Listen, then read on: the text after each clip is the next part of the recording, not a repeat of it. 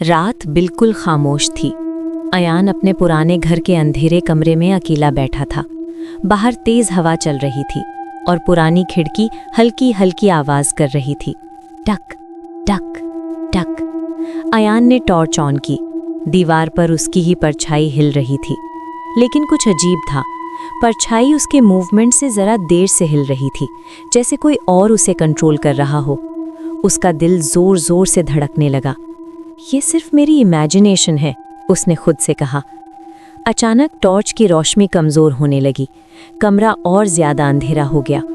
दीवार पर परछाई अब बिल्कुल सीधी खड़ी थी, जबकि अयान कुर्सी पर बैठा हुआ था। अयान जम गया। उसने धीरे से सर उठाकर दीवार की तरफ देखा। परछाई अब उसकी नहीं लग रही थी। वो धीरे धीरे अपना सर मोड़ रही थी, जैसे अयान को देख रही हो। कमरे में ठंडी हवा चलने लगी। टॉर्च अचानक बंद हो गई। अब सिर्फ अंधेरा था। अंधेरे में अयान को महसूस हुआ जैसे कोई उसके बिल्कुल पास खड़ा हो। उसकी सांस उसके कान के पास महसूस हो रही थी। फिर एक हल्की सी फुसफुसाहट सुनाई दी, तुम कब से मेरे कमरे में रह रहे हो अयान? अयान का गला सूख गया। वो हिल भी नहीं पा रहा था।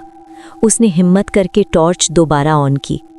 कमरा बिल्कुल खाली था, लेकिन दीवार पर अब दो परछाइयां थीं, एक उसकी और एक जो धीरे धीरे उसकी तरफ बढ़ रही थी।